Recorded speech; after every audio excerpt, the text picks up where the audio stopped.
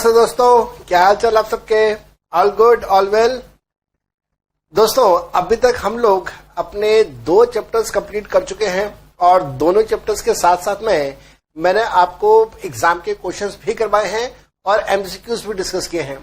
And I hope आपको अभी तक पढ़ाई में कोई दिक्कत नहीं आ रही होगी। अगर आपको किसी भी तरह की कोई दिक्कत आती है तो you are always free to contact me. आपके पास मेरे नंबर्स हैं, मेरा ईमेल एड्रेस आपके पास है, आपके पास मेरे पास मोबाइल नंबर है, व्हाट्सएप नंबर है। आप कभी भी मेरे को कांटेक्ट करना चाहें तो feel always free to contact me. और आज हम लोग यहाँ पे स्टार्ट कर रहे हैं अपना chapter number 3, that is income tax calculations. बहुत इंपॉर्टेंट चैप्टर है। एग्जाम के अंदर यहां से एक्सक्लूसिवली क्वेश्चंस नहीं पूछे जाते हैं, लेकिन आपका जो पहला चैप्टर है that is assessment of individuals. पहला चैप्टर तो नहीं, रादर पहला क्वेश्चन जो आप बनता है assessment of individuals. Examiner assessment of individual के क्वेश्चन में आपसे इनकम टैक्स लायबिलिटी कैलकुलेशन के बारे में पूछता है, या फिर कभी कभार जब एग्जामिनर कैपिटल गेन्स का एक्सक्लूसिव क्वेश्चन देता है तो वहां पे भी कैपिटल गेन्स में भी एग्जामिनर कभी कभार आपसे कहता है कि डिस्कस कीजिए इनकम टैक्स लायबिलिटी कैलकुलेशन। तो मेरे बेटा, इनकम टैक्स लायबिलिटी इस लिहाज से बहुत इंपॉर्टेंट है कि आपके एग्जाम के अंदर डेफिनेटली पूछा जाएगा, लेकिन अलग से इसका क्वेश्चन नहीं होगा, किसी दूसरे क्वेश्चन का पार्ट बन के आपसे पूछा जाएगा। And we are starting with the chapter number 3, that is income tax calculations. अपने रजिस्टर्स उठाइए और रजिस्टर्स के साथ साथ में कैलकुलेटर अपने हाथ में रखिएगा। I have this calculator in my hand। जब तक आपके पास कैलकुलेटर नहीं होगा आपको बहुत ज्यादा दिक्कत या बहुत ज्यादा समस्या फेस करनी होगी इस चैप्टर के अंदर। तो we are starting with chapter number 3। This is our class number 1 for chapter number 3, जिसका नाम है income tax calculation. Income tax calculation. Income tax calculations कैसे होंगी, किस प्रकार से होगा, आइए बच्चे सारी की सारी बातें डिटेल में हम लोग सीखेंगे। प्रैक्टिकल एस्पेक्ट भी इसका हम लोग अप्लाई करेंगे।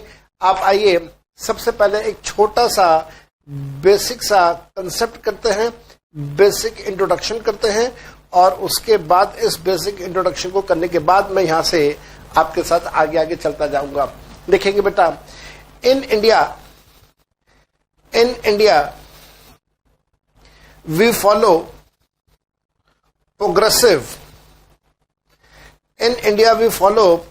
taxation। अरे मैंने ये क्या लिख दिया, प्रोग्रेसिव टैक्सेशन। अरे भाई, प्रोग्रेसिव टैक्सेशन, ये प्रोग्रेसिव टैक्सेशन क्या बला होती है? आप सबको इसके बारे में जरूर पता होगा, आपने जरूर सुना होगा, आपने जरूर पढ़ा होगा प्रोग्रेसिव टैक्सेशन। आइए मेरे बेटा, एक यहाँ पे छोटा सा एनिमेटेड वीडियो देखते हैं जिससे हमें पता चलेगा कि प्रोग्रेसिव टैक्सेशन क्या होता है। And once we are done with this progressive taxation का वीडियो क्लिप, उसके बाद समझाऊंगा और लिखवाऊंगा कि प्रोग्रेसिव टैक्सेशन क्या होता है। ये है आपके सामने प्रोग्रेसिव टैक्सेशन का video clip, and here comes the clip. दोस्तों, हम लोग यहाँ पे टैक्स रेट्स के बारे में बात कर रहे हैं। हमारे देश में, हिंदुस्तान में, इंडिया में जो टैक्स रेट्स हैं वो प्रोग्रेसिव टैक्स रेट्स हैं। प्रोग्रेसिव टैक्स रेट्स का मतलब, अगर कोई गरीब व्यक्ति है तो सरकार इस गरीब व्यक्ति से टैक्स चार्ज नहीं करेगी। कोई मिडिल क्लास फैमिली से व्यक्ति है, इससे सरकार टैक्स चार्ज करेगी, लेकिन गरीब व्यक्ति से थोड़ा सा ज्यादा चार्ज करेगी। और जो सुपर रिच है, अंबानी की तरह कोई सुपर रिच है, तो सरकार उसे बहुत ज्यादा टैक्स चार्ज करेगी। तो प्रोग्रेसिव टैक्सेशन का मतलब, जैसे जैसे आप अमीरी की तरफ बढ़ते जाएंगे वैसे वैसे आपका टैक्स का अमाउंट बढ़ता रहेगा। गरीब से कम टैक्स, मिडिल क्लास वालों से थोड़ा सा टैक्स, और अमीरों से बहुत ज्यादा टैक्स। इस पूरे सिस्टम को हम लोग बोलते हैं एज प्रोग्रेसिव टैक्सेशन। हाँ जी दोस्तों, आप लोगों ने वीडियो क्लिप देखा। मैं उम्मीद कर रहा हूं आप लोगों को ये एनिमेटेड वीडियो क्लिप अच्छा लगा होगा और आपको यहां से प्रोग्रेसिव टैक्सेशन का मीनिंग अच्छे से समझ आ जाता है। प्रोग्रेसिव टैक्सेशन का मतलब है कि जैसे जैसे इनकम का लेवल बढ़ता जाए वैसे वैसे टैक्स का बर्डन भी बढ़ता जाए, और जैसे जैसे इनकम का लेवल कम होगा वैसे वैसे टैक्स का बर्डन भी कम होगा। इसे अंग्रेजी भाषा में हम लोग बोलते हैं higher the income higher the tax, lower the income lower the tax. गरीबों से कम टैक्स, किसानों से कम टैक्स, मुकेश अंबानी जैसे, अनिल अंबानी जैसे अमीर लोगों से ज्यादा टैक्स, मेरे जैसे, आप जैसे जो मिडिल क्लास फैमिली से बिलोंग करते हैं हमारे ऊपर कंपैरेटिवली थोड़ा सा कम tax. This concept is what we call the concept of progressive taxation. आइए मेरे बेटा लिखते हैं progressive taxation. It means that higher the income, it means that the higher the income, higher the tax, higher the income, higher the tax, and lower the income, lower the income, lower the tax। तो जैसे जैसे income बढ़ती जाए वैसे वैसे tax बढ़ता जाए। Higher the income higher the tax, जैसे जैसे इनकम का लेवल कम हो वैसे वैसे टैक्स का अमाउंट कम हो जाए। Lower the income lower the tax. इस पूरे प्रिंसिपल को हम लोग बोलते हैं प्रोग्रेसिव टैक्सेशन। मेरे दोस्तों, हमारे देश में, हिंदुस्तान में प्रोग्रेसिव टैक्सेशन चलता आ रहा है जमाने से। आप रिकॉल करें, जब मैंने आपको पहला चैप्टर करवाया था, फर्स्ट चैप्टर जब मैंने आपको करवाया था, तो फर्स्ट चैप्टर में मैंने आपको फर्स्ट चैप्टर में आपको टैक्सेशन का बैकग्राउंड बताया था। और टैक्सेशन का जो बैकग्राउंड मैंने आपको बताया था, अभी मैं आपको दिखा रहा हूं, मैं अब उसी के नोट्स निकाल रहा हूं। जब टैक्सेशन का बैकग्राउंड मैंने आपको बताया था, यहां देखिएगा, टैक्सेशन का बैकग्राउंड फर्स्ट चैप्टर में मैंने आपको बताया था इनकम टैक्स एक्ट 1860, 1886, 1918, 1922, 1961। तो हमारे देश के अंदर अंग्रेजों ने जब 1866 के अंदर इनकम टैक्स एक्ट अप्लाई किया था, तब उन्होंने सबसे पहले प्रोग्रेसिव टैक्सेशन का कंसेप्ट इंट्रोड्यूस किया था। वहां पे अलग अलग स्लैब रेट्स ब्रिटिशर्स ने इंट्रोड्यूस किए थे, और वही प्रिंसिपल आज तक हम लोग अपने हिंदुस्तान में अप्लाई करते आ रहे हैं, प्रोग्रेसिव टैक्सेशन का। मेरे बेटा, अब इस चैप्टर को मैं यहां से और आगे बढ़ाऊंगा, तो ध्यान रखिएगा, इस पूरे चैप्टर को अच्छे से समझने के लिए हम दो पार्ट्स में डिवाइड करेंगे। मैं लिख रहा हूं ये बात यहां पे, lower the income lower the tax. तो प्रोग्रेसिव टैक्सेशन हम लोग फॉलो करते हैं। To understand this concept in better manner,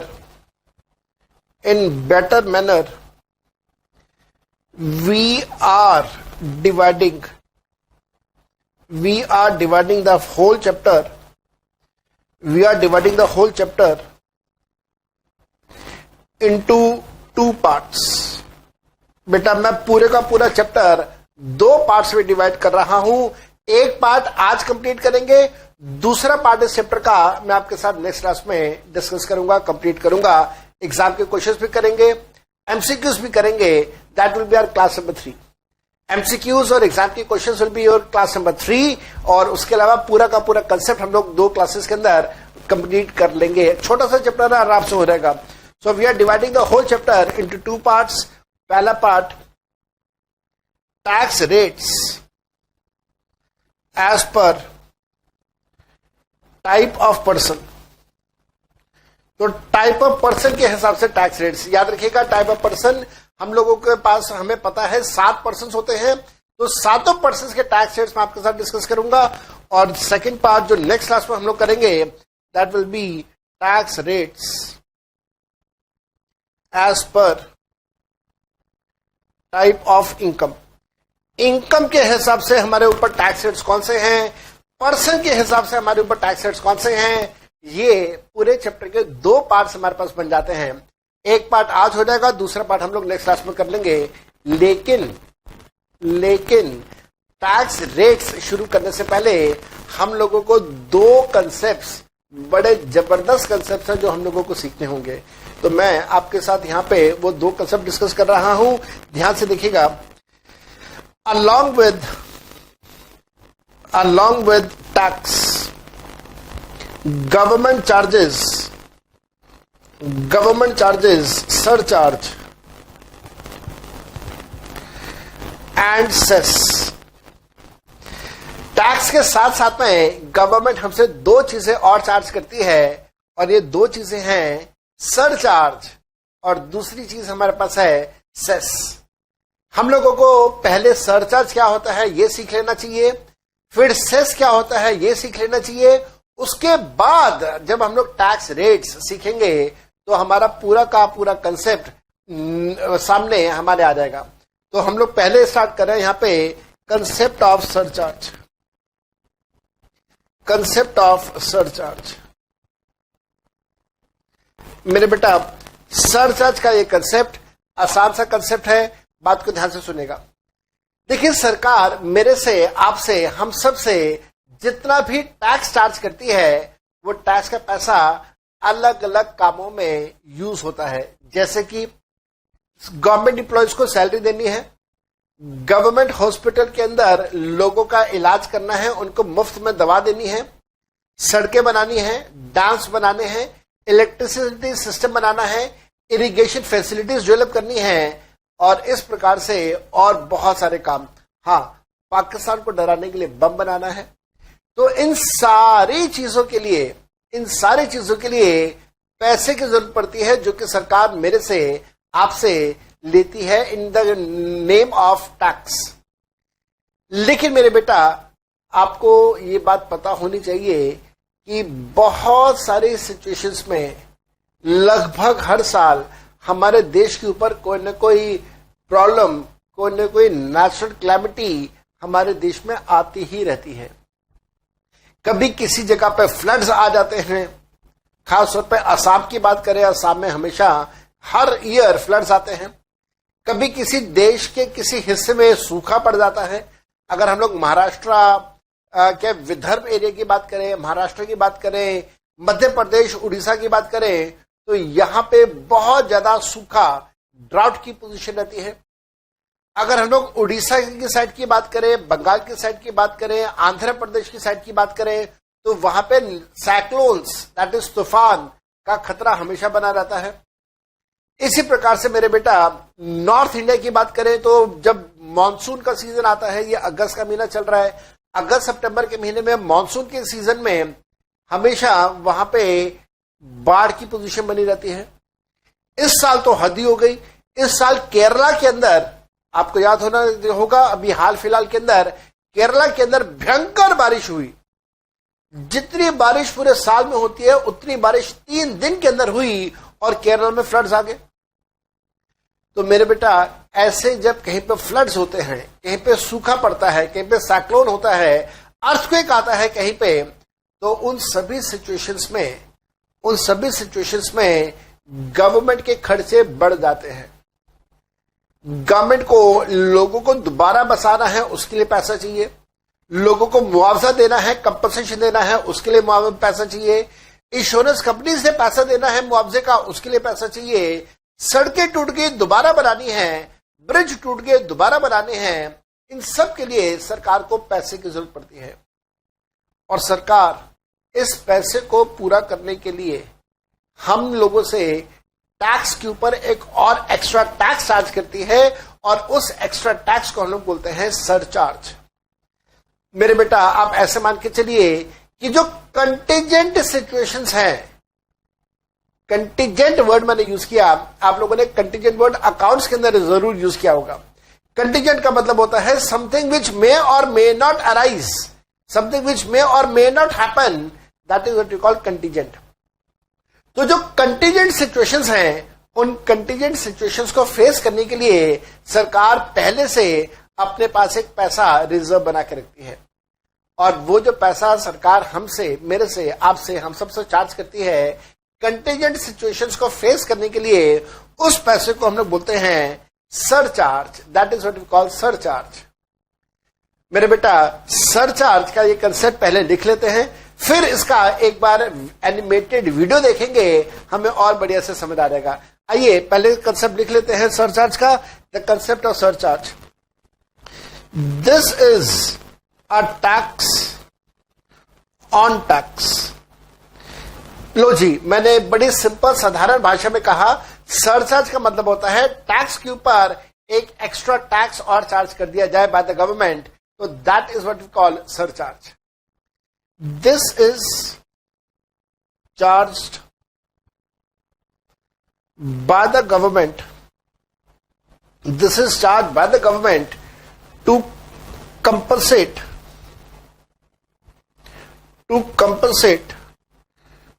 loss arising due to contingent situations,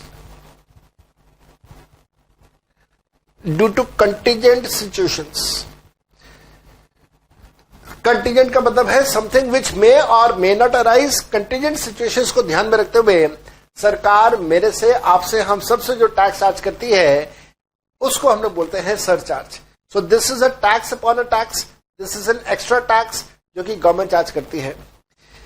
this tax upon a tax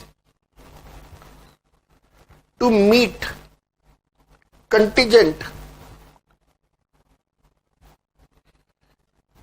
contingent situation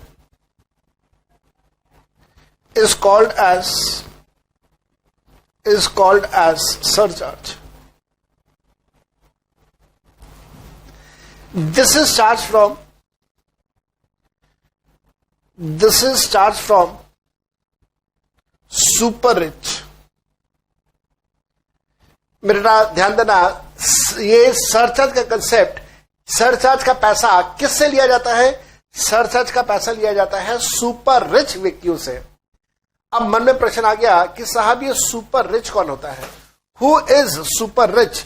तो गवर्नमेंट ने हमें इसके लिए बताया that who is to be assumed to be super rich. Government हमें बता रही है सुपर रिच कौन है। ध्यान से देखिएगा, सुपर रिच की परिभाषा इन्होंने कैसे दी है? सुपर रिच की परिभाषा ऐसे दी है कि अगर कोई इंडिविजुअल है, अगर कोई हिंदू अनडिवाइडेड फैमिली है जिनकी total income is greater then 50 lakh रुपए, उसको सरकार ने कहा कि ये सुपर रिच इंडिविजुअल है, इससे एक्स्ट्रा टैक्स चार्ज कर लो। इसी प्रकार से अगर हम लोग किसी कंपनी के बारे में बात करें, अगर हम लोग पार्टनरशिप फर्म के बारे में बात करें, तो इनको सुपर रिच तब माना गया जब इनकी टोटल इनकम 100 लाख रुपए से ज्यादा हो। तो who is to be called as a super rich, उसके लिए सरकार ने क्राइटेरिया बता दिया। अगर कोई इंडिविजुअल है तो उस इंडिविजुअल को हम लोग सुपर रिच मानेंगे जब उनका टोटल इनकम 50 लाख रुपए से ज्यादा हो। अगर कोई कंपनी है तो कंपनी को हम लोग सुपर रिच मानेंगे अगर उनकी इनकम 100 लाख रुपए से ज्यादा हो। तो मेरे बेटा, सुपर रिच से एक्स्ट्रा टैक्स चार्ज करें, कंसेप्ट प्रोग्रेसिव टैक्सेशन का आ गया। Higher the income higher the tax, lower the income lower the tax. जिन इंडिविजुअल्स की, जिन कंपनीज की इनकम इस पर्टिकुलर लिमिट से कम है, सरकार ने कहा गरीब है, मिडिल क्लास फैमिली का है, छोटी कंपनी है, इन लोगों से हम लोग एक्स्ट्रा टैक्स चार्ज नहीं करेंगे।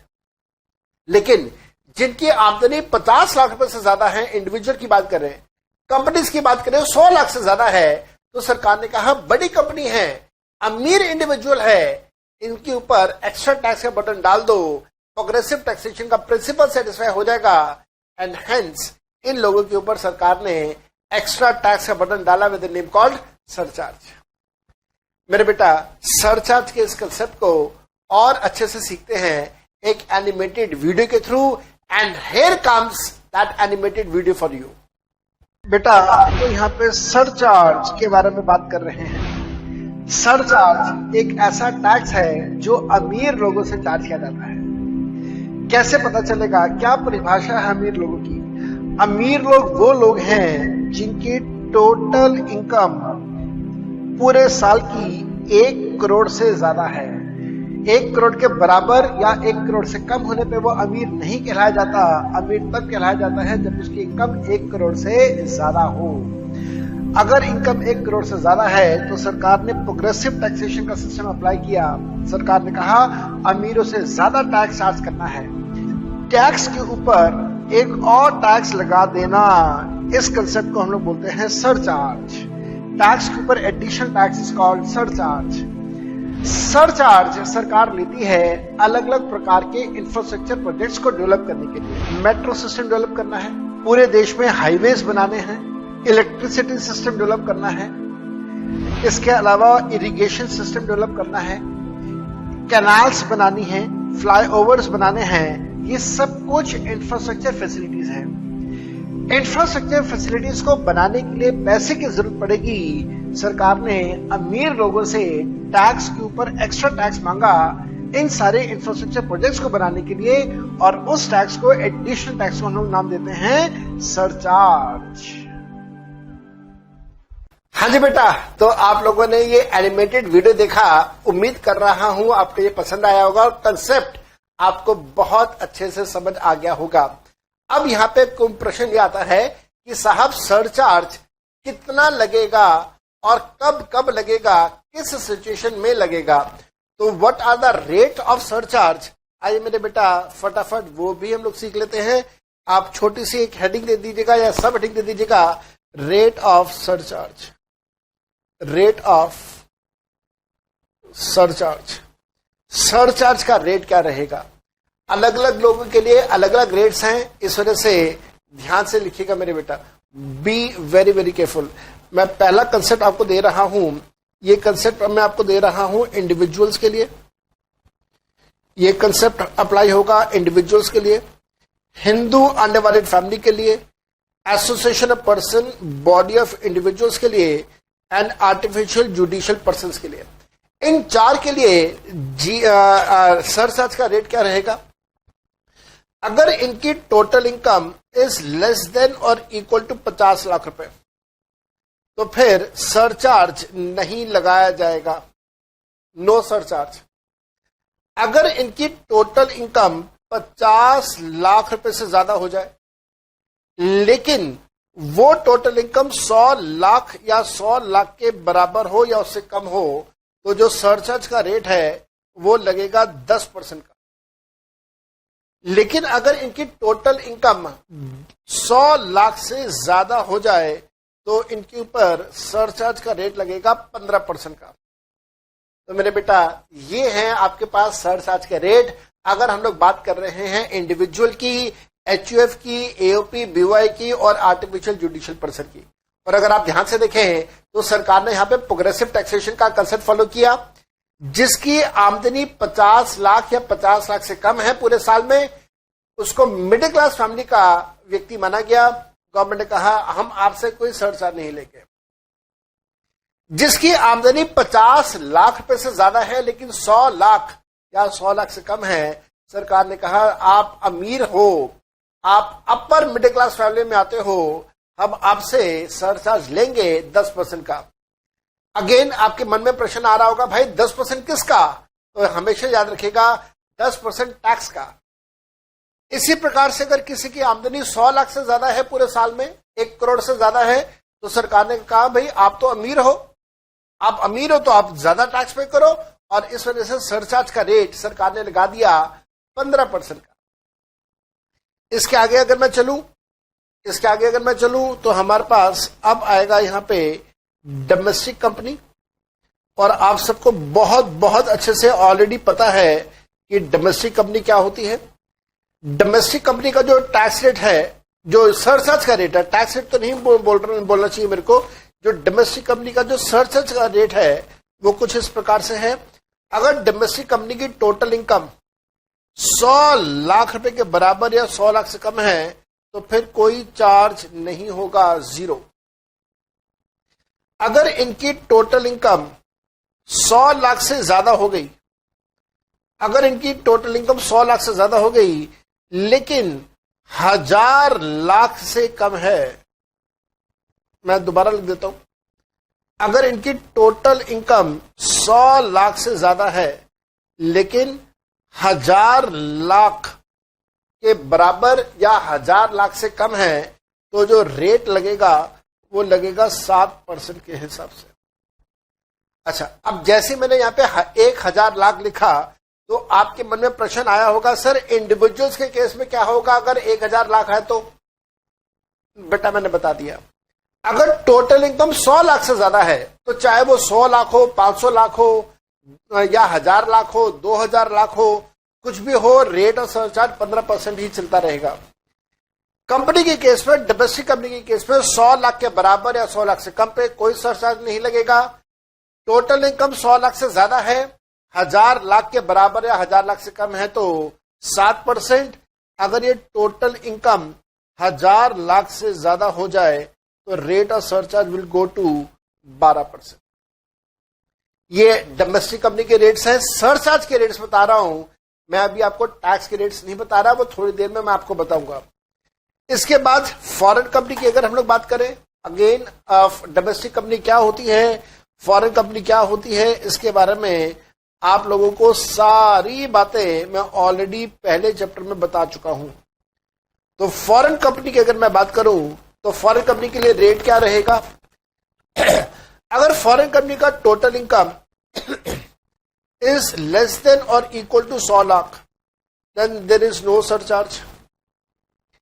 अगर इनकी total income is more than 100 lakh लेकिन लेस देन और इक्वल टू 1000 लाख, तो जो रेट है वो रेट रहेगा 2% का। अगर टोटल इनकम इनकी 1000 लाख से ज्यादा हो जाए तो फिर रेट रहेगा इनका 5% का। फॉरेन कंपनी, आपके मन में प्रश्न आया होगा, भाई इतना कम सरचार्ज का रेट क्यों है? कारण यह है कि इन सब के लिए जो इनकम टैक्स रेट है वो बहुत ज्यादा है। इनकम टैक्स रेट मैंने भी आपके साथ डिस्कस नहीं किया, वो अभी मैंने आपके साथ डिस्कस करना है। तो ये तो कंसेप्ट आ गया हमारे पास फॉरेन कंपनी का। और याद रखिएगा, अब हम लोग डिस्कस कर रहे हैं बाकी सबकी tax rates. That means partnership firm, limited liability partnership firm, local authority या कोऑपरेटिव सोसाइटी। इन सब की अगर हम लोग बात करें तो इन सब के लिए जो सरचार्ज का रेट है वो क्या होगा? टोटल इनकम 100 लाख के बराबर या 100 लाख से कम पे 0।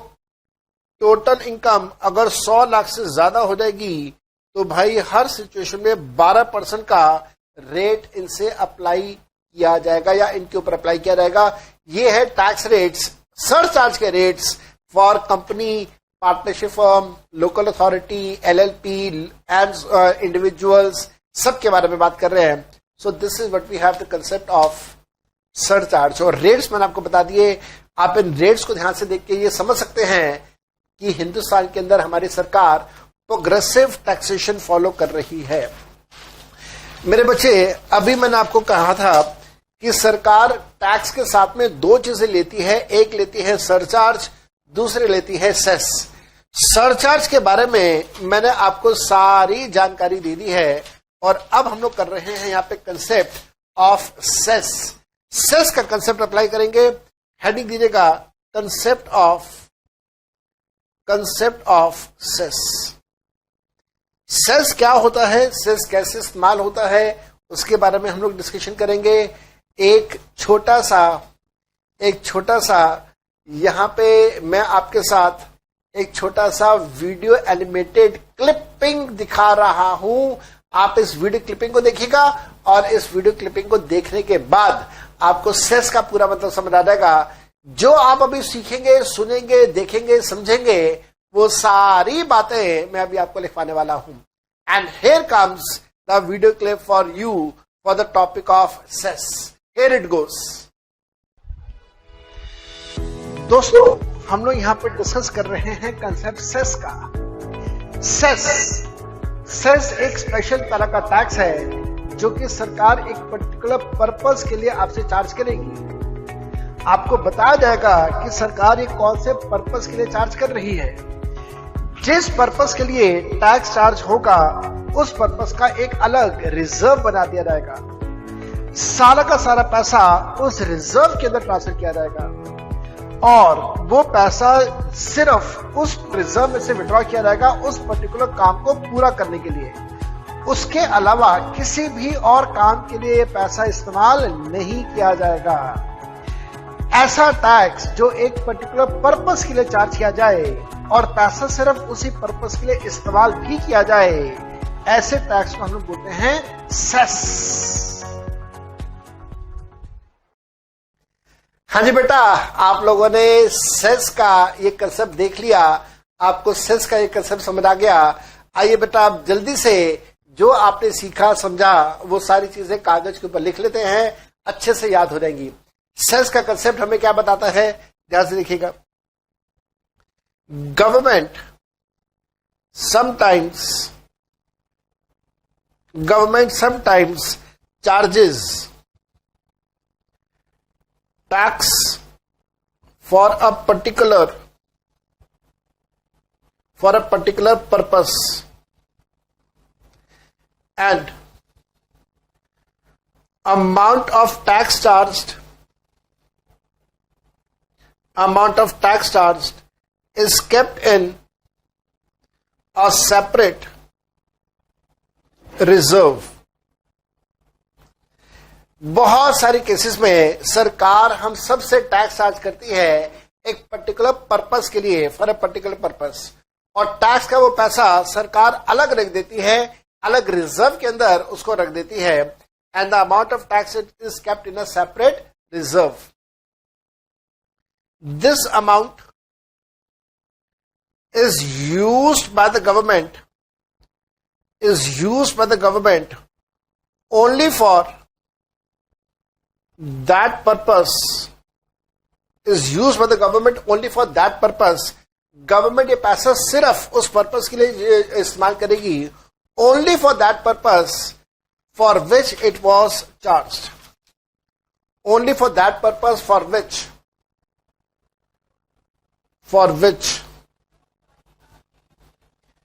it was charged। Such tax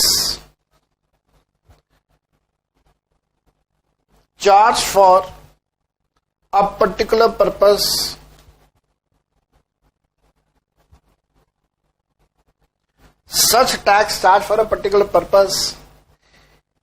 and used only for that purpose is called as cess। तो ध्यान देना, सरकार जब आपसे टैक्स एक पर्पस के लिए चार्ज करे और टैक्स का पैसा उस पर्पस के लिए ही इस्तेमाल करे तो उस पैसे को हम लोग बोलते हैं सेस। तो इतनी बात हम लोगों को समझ आ गई कि सेस क्या होता है। मेरे बच्चे, इस साल से गवर्नमेंट ने एक नया सेस इंट्रोड्यूस किया है, तो लिखेगा from this year,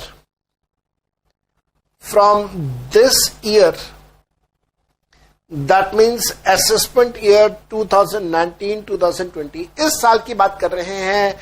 from this year assessment in 1920 government has charged a cess called as health and education cess, जिसको शॉर्ट पे हम लोग बोलेंगे HEC। मेरे बेटा, अब इस साल 2019-2020 पिछले साल तक की अगर मैं बात करूं तो पिछले साल तक सरकार हमसे टैक्स चार्ज करती थी with a name called education cess. Education cess भी दो प्रकार के होते थे, primary education cess, secondary and higher education cess. इस साल से सरकार ने दोनों एजुकेशन सेस को एबॉलिश कर दिया and both of them have been replaced by a new cess जिसका नाम है हेल्थ एंड एजुकेशन सेस। मेरे बेटा, इस हेल्थ एंड एजुकेशन सेस को बहुत अच्छे से समझेंगे by the use of this video clip. आप इस वीडियो एनिमेटेड क्लिप को देखिए, मैं उम्मीद करूंगा आपको ये बहुत बहुत पसंद आएगी। आप जब इस वीडियो क्लिप को देख लेंगे उसके बाद मैं आपको दोबारा से इसके बारे में कुछ बातें बताऊंगा। And here comes that animated video for you, have a look at it. दोस्तों, हम लोग यहाँ पे डिस्कस कर रहे हैं बिल्कुल एक नया concept, health and education cess. ये कंसेप्ट असेसमेंट ईयर 2019-2020 से गवर्नमेंट ने इंट्रोड्यूस किया। गवर्नमेंट को पैसे की जरूरत है to sponsor the health facilities and to sponsor the education facilities जो गवर्नमेंट प्रोवाइड करती है गवर्नमेंट हॉस्पिटल्स में, गवर्नमेंट स्कूल्स में। हम सबको अच्छे से याद है लास्ट ईयर तक गवर्नमेंट हमसे 2 सेस स्टार्ट किया करती थी, primary education cess, secondary and higher education cess. इन दोनों सेस को गवर्नमेंट ने अबॉलिश कर दिया और these have been replaced by one cess, that is health and education cess. Health and education cess will be 4%. ये 4% का सेस चार्ज किया जाएगा on tax plus surcharge. Tax plus surcharge के ऊपर ये 4% का जो सेस चार्ज किया जाएगा इसका नाम होगा health and education cess from the assessment year 2019-2020।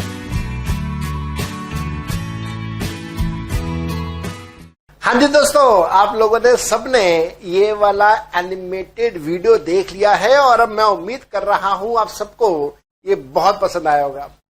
दोस्तों, इस साल से असेसमेंट ईयर 2019-20 से इस साल से हमारी सरकार ने पुराने एजुकेशन सेस को एबॉलिश कर दिया और उसको रिप्लेस कर दिया by new cess that is called health and education cess. ये जो हेल्थ एंड एजुकेशन सेस है इसका रेट होगा 4%। और ये 4% किसके ऊपर लगेगा? ये 4% लगेगा टैक्स के ऊपर प्लस सरचार्ज। टैक्स और सरचार्ज दोनों को मिला दोगे तो उसके ऊपर 4% का एक और टैक्स देना होगा with the name called health and education cess. मेरे बेटा, नाम से हमें समझ आ रहा है ये पैसा सारा का सारा सरकार यूज करने वाली है बेटर हेल्थ फैसिलिटीज के लिए, बेटर एजुकेशन फैसिलिटीज के लिए। तो लिखिएगा this cess will be used to provide better health and education infrastructure in India। तो हेल्थ और एजुकेशन इंफ्रास्ट्रक्चर को बेटर करने के लिए ये वाला सेस गवर्नमेंट ने चार्ज किया है और इसका रेट क्या होगा? It is charged at the rate of 4% of surcharge plus tax. तो लिख देता हूं at the rate of 4% of tax plus surcharge, tax plus surcharge. अच्छा, अलग अलग बैचेस के अंदर मेरे से स्टूडेंट से बात पूछते हैं, सर टैक्स प्लस सरचार्ज का 4% लग गया हेल्थ एंड एजुकेशन सेस। मान लीजिए अगर कोई इंडिविजुअल है जिसकी आमदनी 50 लाख से कम है तो उसके लिए सरचार्ज तो अप्लाई होगा नहीं। तो इसका मतलब ये हुआ कि ये हेल्थ एंड एजुकेशन सेस भी अप्लाई नहीं होगा। नहीं, गलत है ये हमारी अंडरस्टैंडिंग। अगर किसी की इनकम 50 लाख से कम है तो सरचार्ज नहीं लगेगा, कोई बात नहीं, लेकिन हेल्थ एंड एजुकेशन सेस तो फिर भी लगेगा। तो मेरे बेटा यहां पे एक नोट बना के इस बात को लिख देना। नोट क्या है, किस बात का नोट दे रहे हैं, ध्यान से लिखिएगा। Health and education cess is charge irrespective of level of income। जो भी लेवल ऑफ इनकम होगा उसको ध्यान पे नहीं रखना है। And irrespective of level of income आपने हमेशा हेल्थ एंड एजुकेशन सेस लगाना है।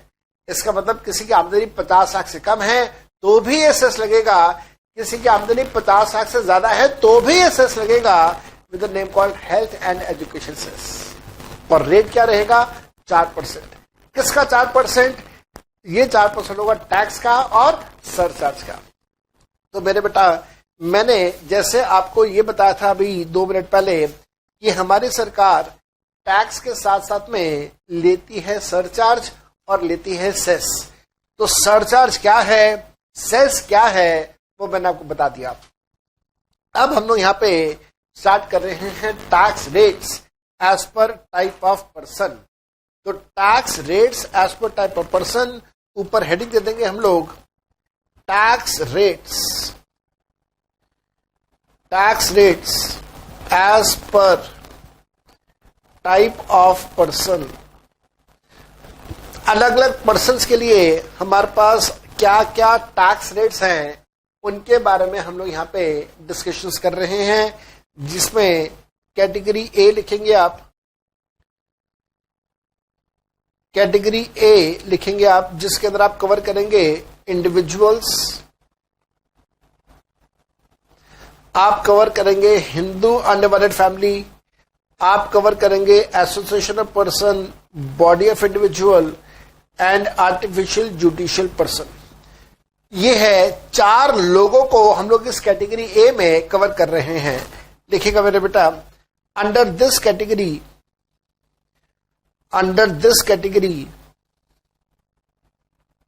Government charges tax at slab rates. Government charges tax at slab rates. तो मेरे बच्चे याद रखिएगा, स्लैब रेट्स का मतलब क्या है? स्लैब, SLAB, स्लैब का मतलब होता है स्टेप।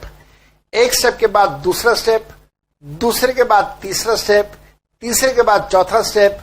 जब कभी भी टैक्स का अमाउंट इस प्रकार से स्टेप वाइज कैलकुलेट किया जाता है तो उसको हम लोग बोलते हैं slab rates. That is what we call slab rates. और स्लैब रेट्स हम लोग किस किस के लिए इस्तेमाल करेंगे? स्लैब रेट्स इस्तेमाल करेंगे इंडिविजुअल्स के लिए, मैं इंडिविजुअल हूं, आप इंडिविजुअल हैं, हिंदू अनडिवाइडेड फैमिली के लिए, association of person, body of individual, artificial judicial person, आप इन सब के लिए स्लैब नंबर ए इस्तेमाल करते हैं। और स्लैब नंबर ए के हिसाब से या कैटेगरी ए में आप इनको कवर करते हैं और कैटेगरी ए के हिसाब से स्लैब रेट के हिसाब से इनके ऊपर टैक्स चार्ज होता है। Now what are the slab rates? Slab rates for assessment year 2019-2020 are 2019-2020 के लिए हमारे पास स्लैब रेट्स क्या क्या हैं? हम लोग स्टार्ट कर रहे हैं यहाँ पे स्लैब 1। याद रखिएगा, स्लैब 1 के बारे में बात कर रहे हैं। हमारे पास 3 स्लैब्स हैं। स्लैब 1 हम लोग किसके लिए यूज करेंगे? Slab 1 is use for, slab 1 हम लोग किसके लिए यूज करेंगे? यूज करेंगे रेसिडेंट मेल या फिर यूज करेंगे रेसिडेंट फीमेल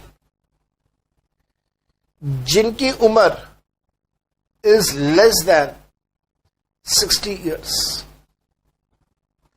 ऐसा मेल, ऐसा फीमेल जो इंडिया का रेसिडेंट है और जिसकी उम्र 60 साल से कम है, उसके लिए आप स्लैब नंबर 1 यूज करेंगे। मेरे बेटा, मैं इंडिया का रेसिडेंट मेल हूं और मेरी उम्र 60 साल से कम है, तो मेरी आमदनी के ऊपर गवर्नमेंट मेरे से टैक्स चार्ज करती है स्लैब नंबर 1 के हिसाब से। उसके अलावा ये आप यूज करेंगे नॉन रेसिडेंट मेल के लिए, आप यूज करेंगे नॉन रेसिडेंट फीमेल के लिए। इन दोनों के लिए भी स्लैब नंबर 1 यूज होगा, irrespective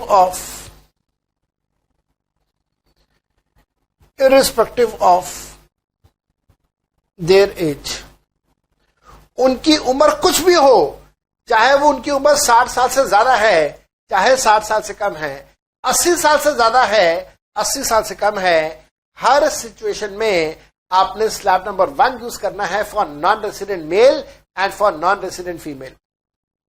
उसके बाद इसी में कंटिन्यू करेंगे। for Hindu undivided family, for association of person, body of individuals, for artificial judicial persons, इन सब के लिए whether they are resident or they are non-resident, कोई भी ऐसा व्यक्ति जो हिंदू अनडिवाइडेड फैमिली है, एओपी बीवाई है, आर्टिफिशियल जुडिशियल पर्सन है, चाहे वो रेसिडेंट हो या वो नॉन रेसिडेंट हो, दोनों सिचुएशंस में आपने स्लैब नंबर 1 को इस्तेमाल करना है। मेरे बेटे ध्यान रखना, मैंने आपको पिछला चैप्टर करवाया था रेसिडेंशियल स्टेटस का, वो चैप्टर हमने पहले किया, टैक्स कैलकुलेशन बाद में कर रहे हैं, कारण अब आपको समझ आया। आपको याद है मैंने आपको रेसिडेंशियल स्टेटस में ये बात करवाई भी थी, लिखवाई भी थी कि हमारे देश में रेसिडेंशियल स्टेटस कैलकुलेट करने के पीछे 2 कारण हैं। पहला कारण, किसी भी व्यक्ति की इनकम इंडिया में टैक्सेबल करनी है या टैक्सेबल नहीं करनी है, ये डिपेंड करता है उसके रेसिडेंशियल स्टेटस के ऊपर। आपने भी देखा सेक्शन नंबर 5 में ROR की इनकम के ऊपर ज्यादा टैक्स लगता है, उसके कंपैरेटिवली NOR की इनकम के ऊपर कम टैक्स लगता है, और सबसे कम टैक्स चार्ज किया जाता है नॉन रेसिडेंट की इनकम के ऊपर। यह बात सेक्शन में 5 में सीखी थी हमने।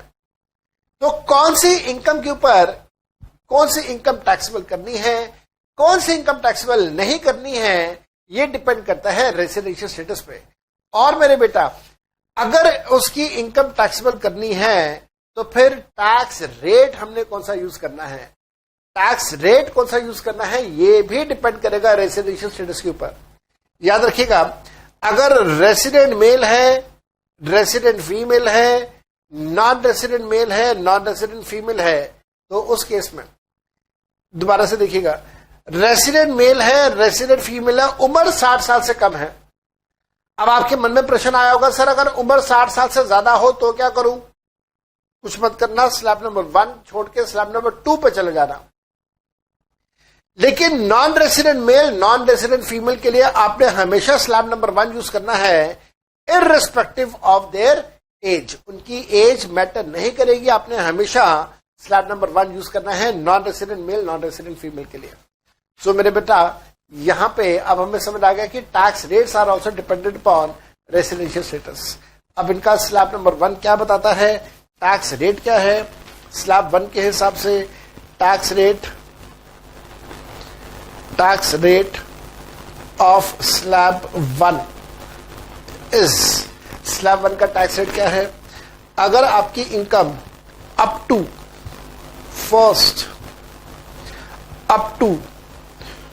2,50,000 की आपकी इनकम है तो आपके ऊपर टैक्स चार्ज नहीं होगा। अगर आपकी आमदनी 2,50,000 के बराबर या उससे कम है तो सरकार ने कहा हम आपसे कोई टैक्स चार्ज नहीं करेंगे।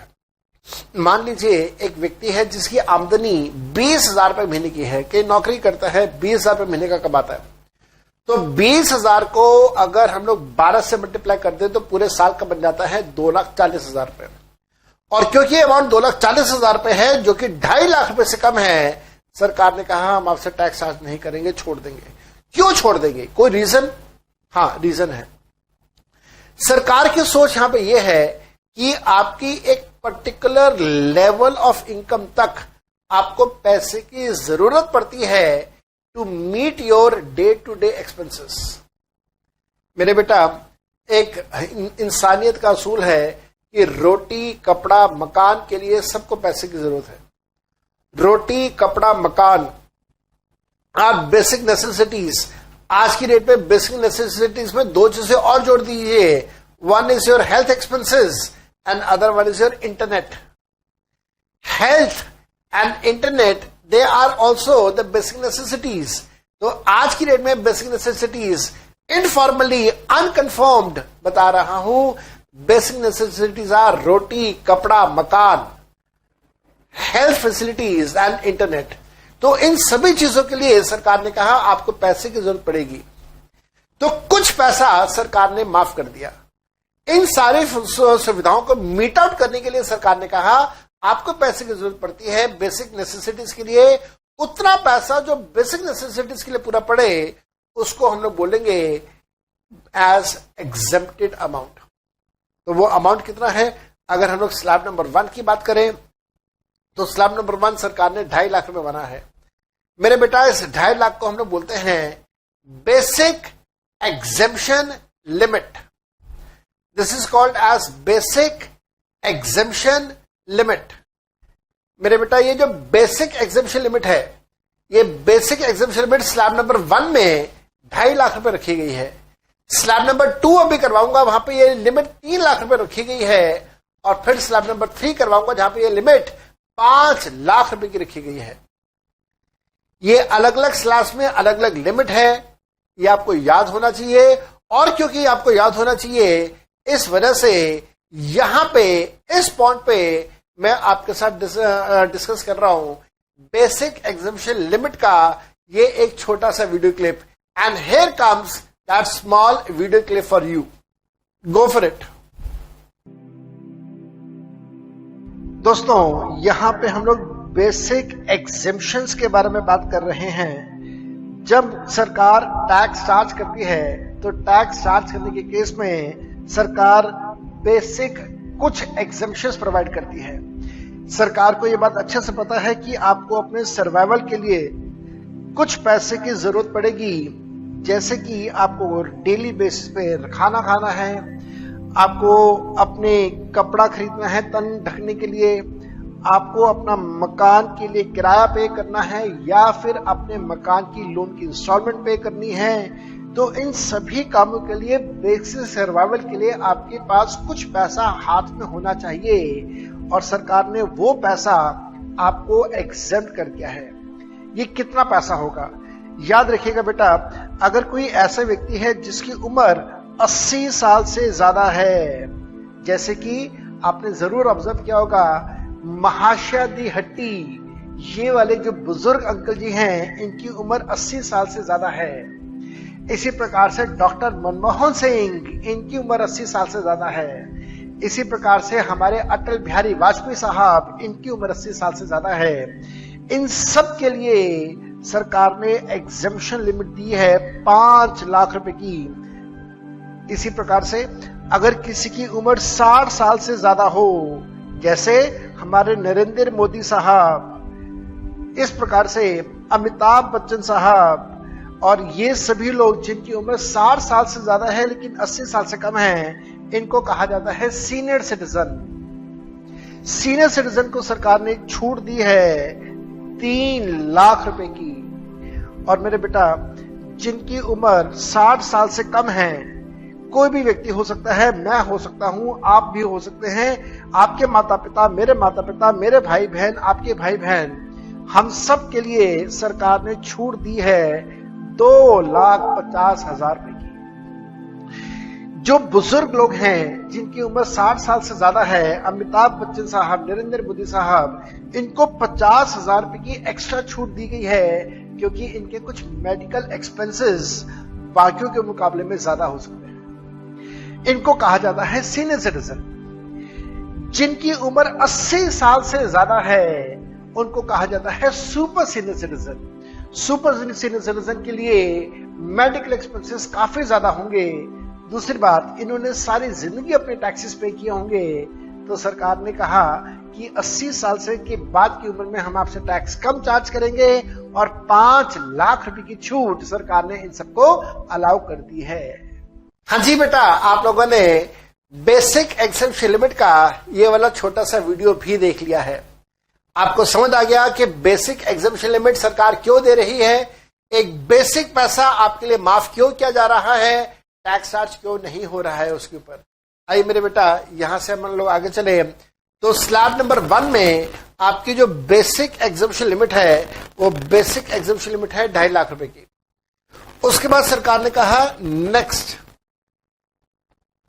अप टू 2.5 लाख रुपए आपके ऊपर टैक्स बहुत कम, सिर्फ 5% का चार्ज होगा।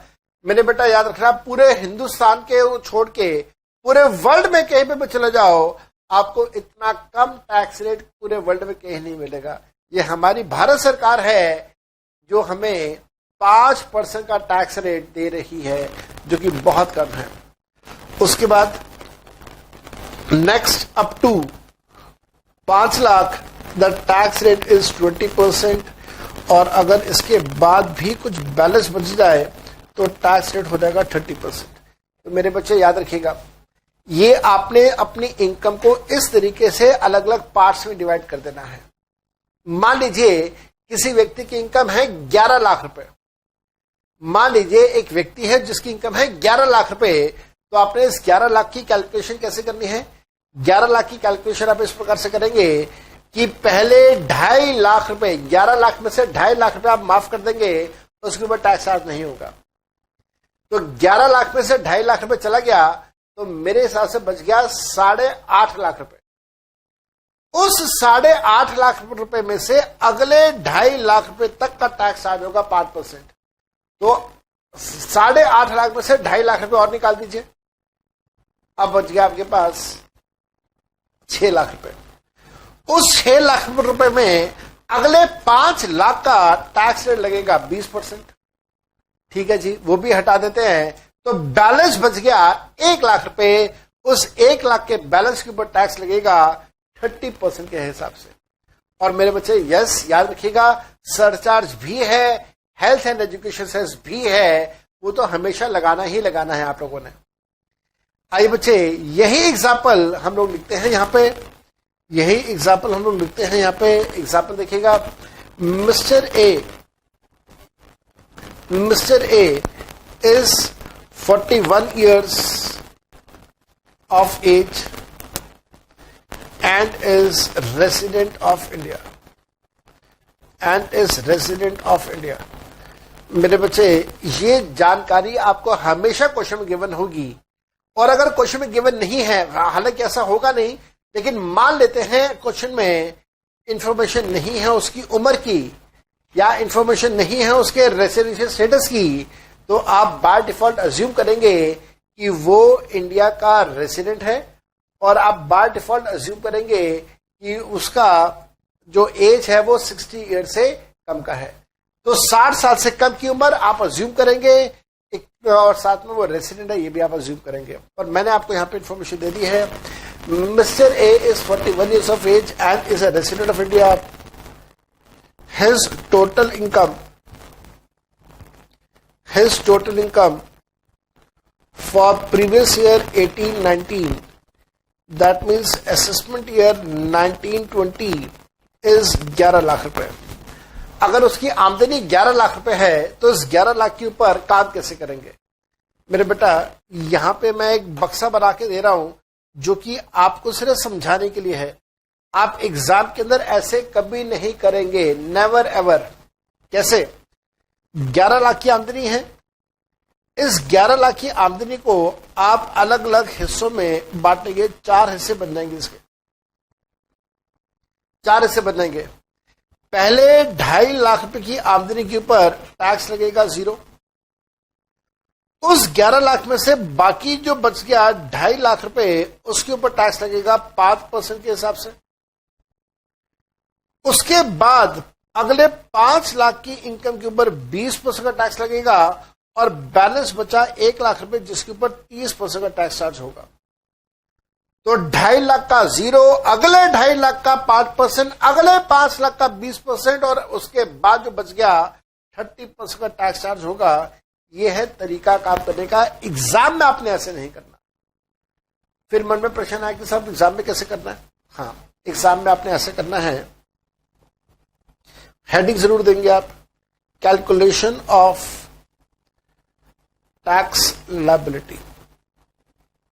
आपने टैक्स लायबिलिटी कैलकुलेशन करनी है, तो फर्स्ट 2.5 लाख रुपए की इनकम के ऊपर जो टैक्स अमाउंट है दैट इज 0। इससे हम लोग बोलते हैं बेसिक एग्जेम्पशन लिमिट। उसके बाद नेक्स्ट 2.5 लाख के ऊपर 5% का टैक्स लगेगा। अब 2.5 लाख का 5% कैलकुलेट करेंगे तो आएगा 12,500।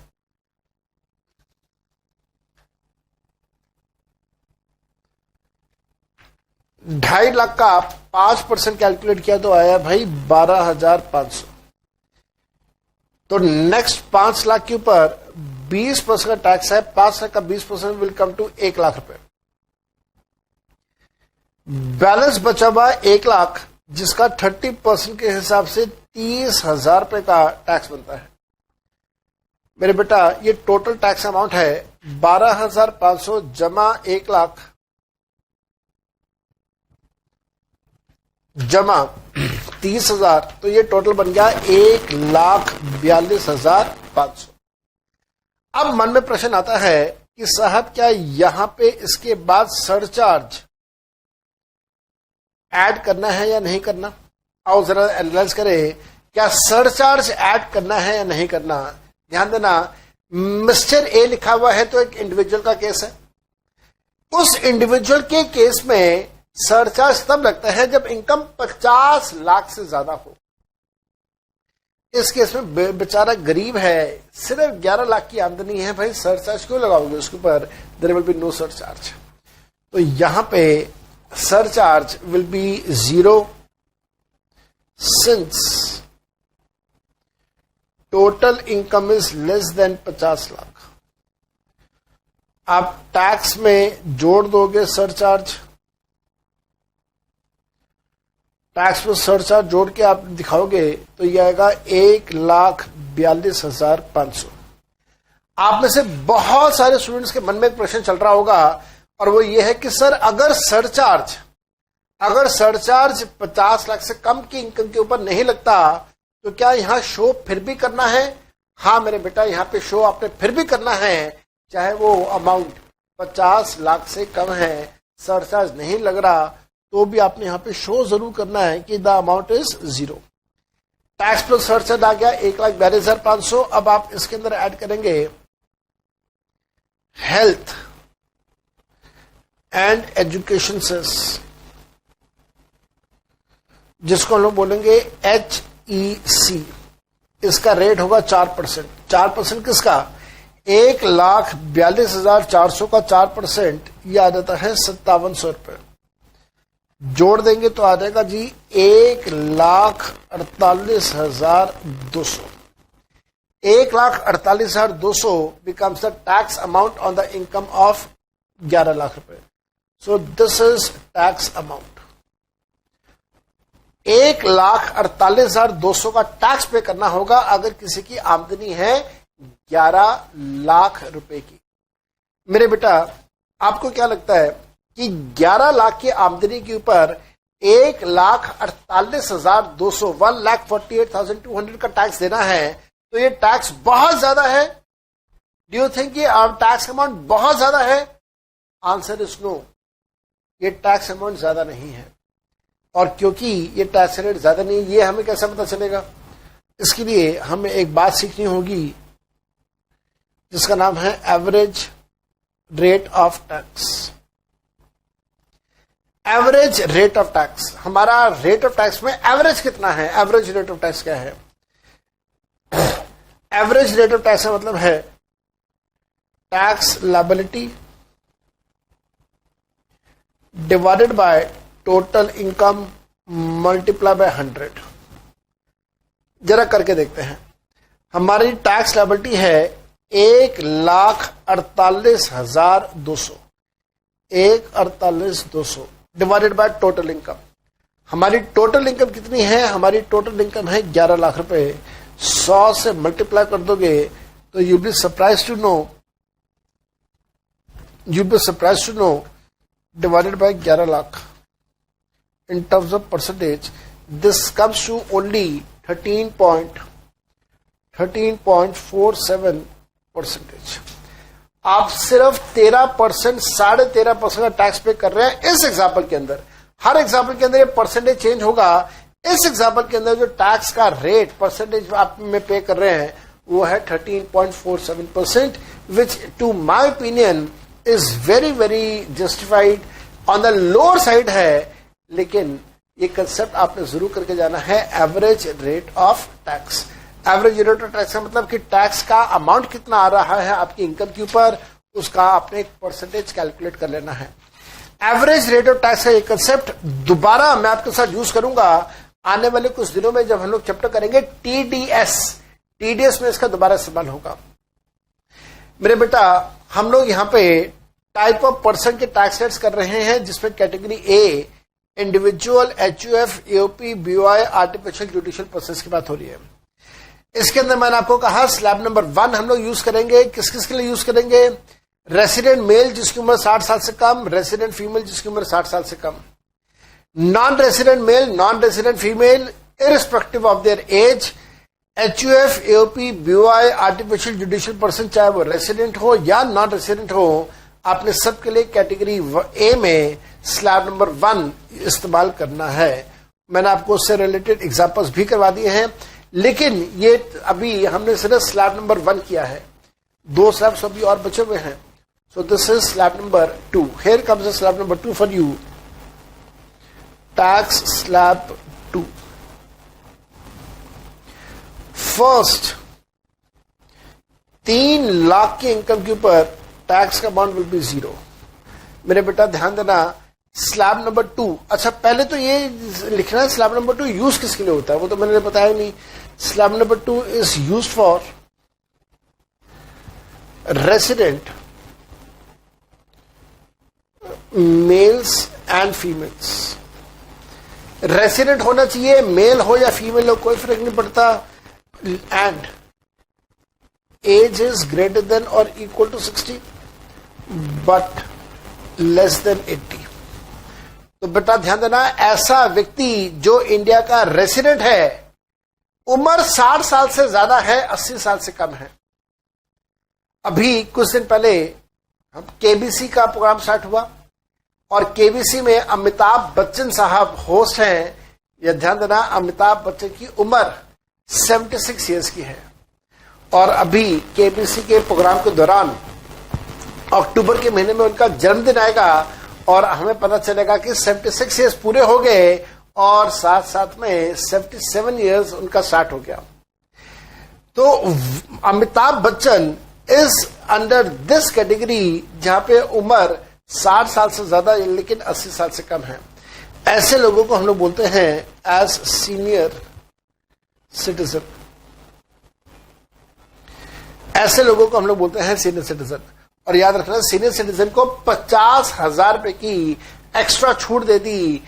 बेसिक एग्जीबिशन में 2.5 लाख रुपए का नहीं है, 3 लाख का है। कारण वीडियो क्लिप में आपने देखा था, कारण आपको समझ आ गया होगा। मेडिकल एक्सपेंसेस ज्यादा होते हैं इस उम्र में, इस वजह से सरकार ने छूट भी थोड़ी सी ज्यादा दे दी है।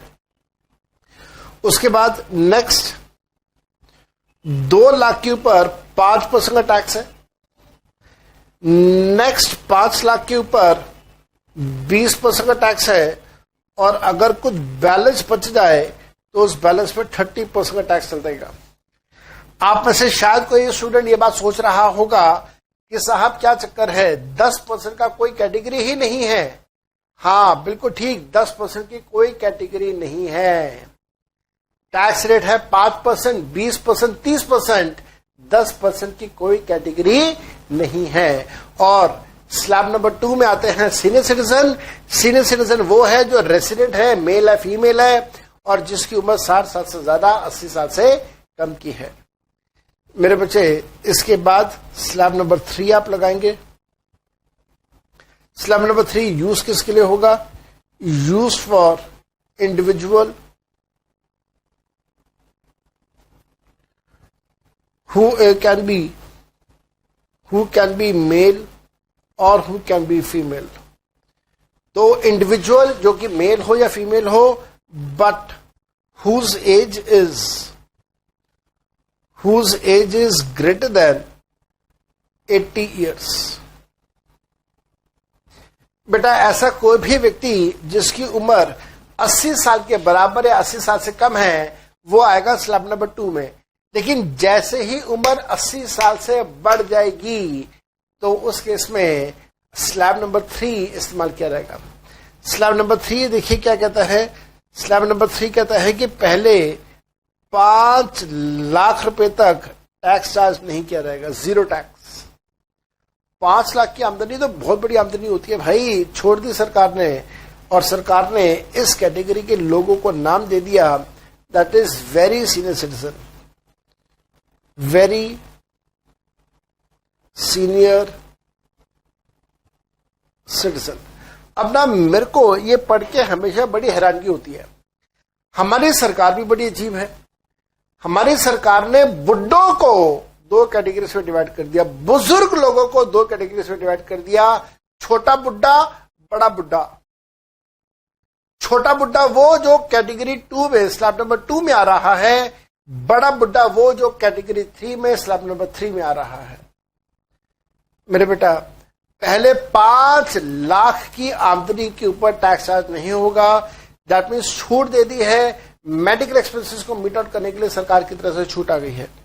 उसके बाद next up to 5 lakh tax charge होगा 5% के हिसाब से, अब सॉरी 20% के हिसाब से।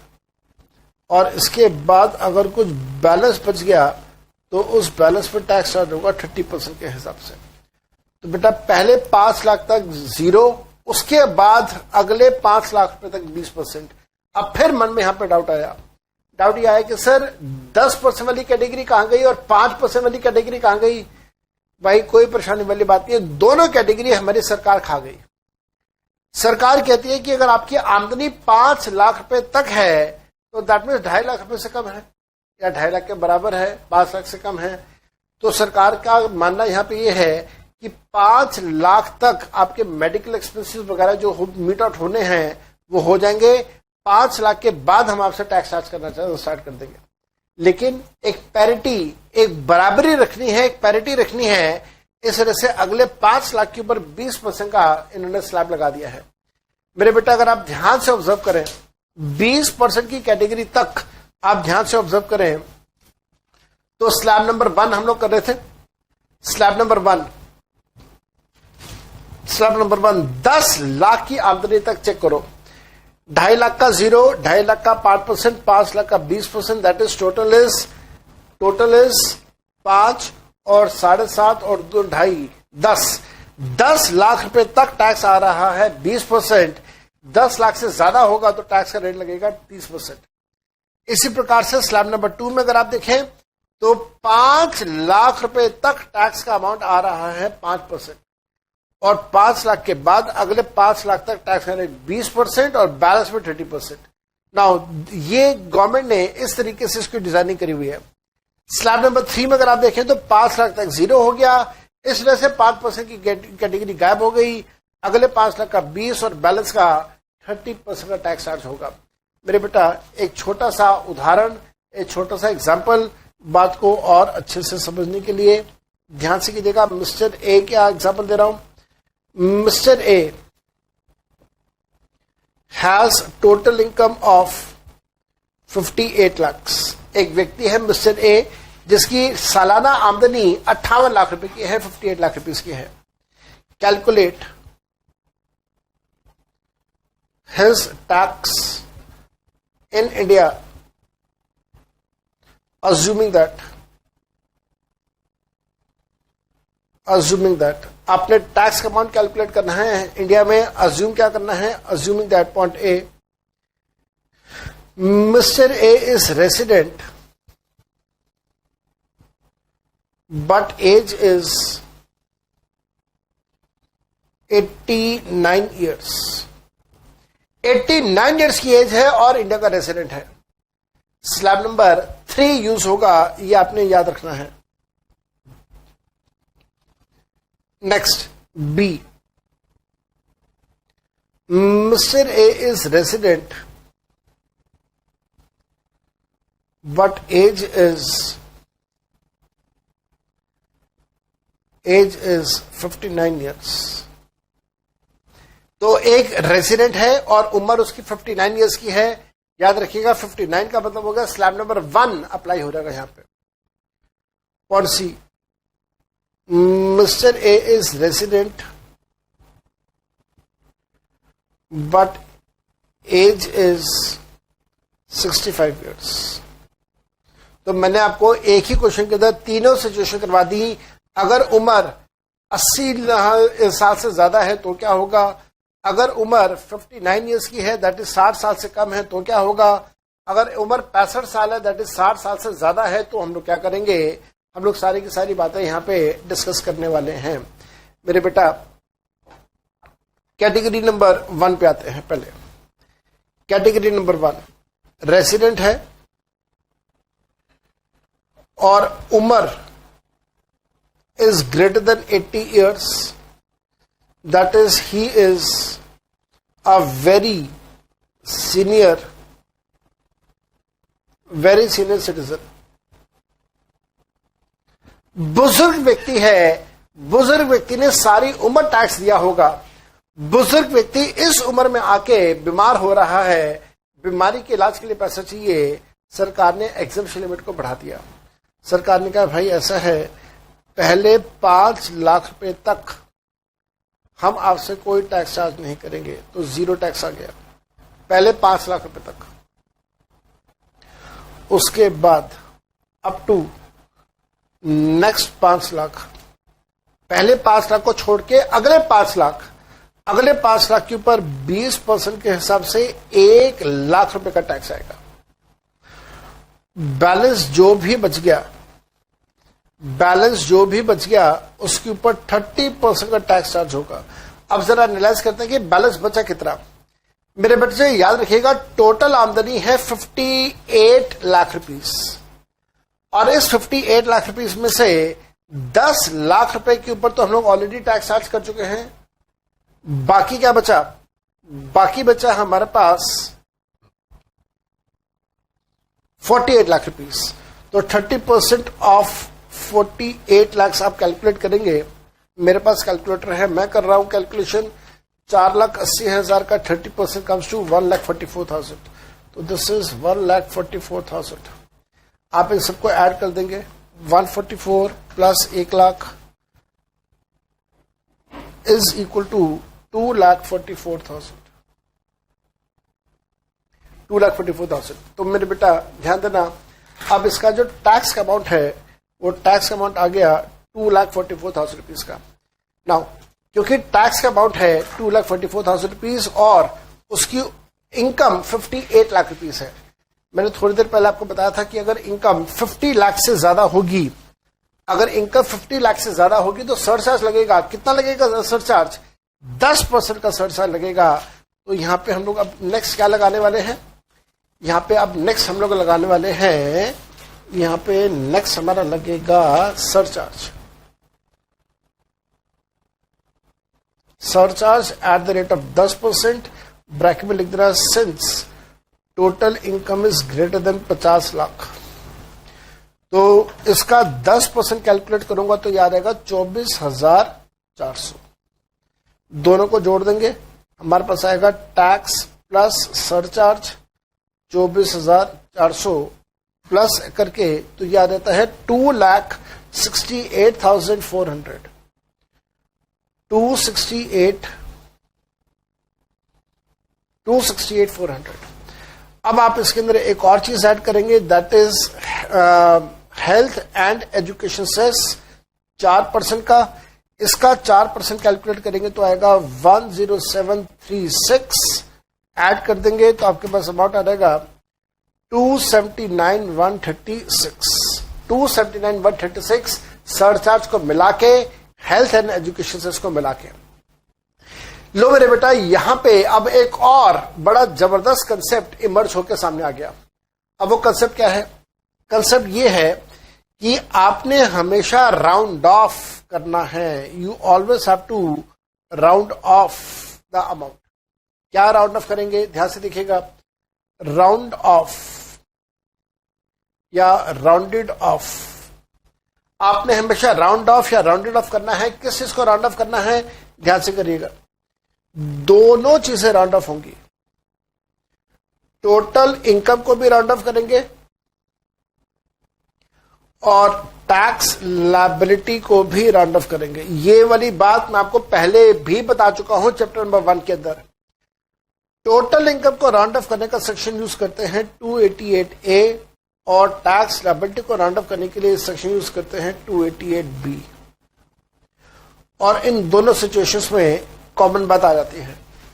इन दोनों सिचुएशन में कॉमन बात आ जाती है, एनी पैसाज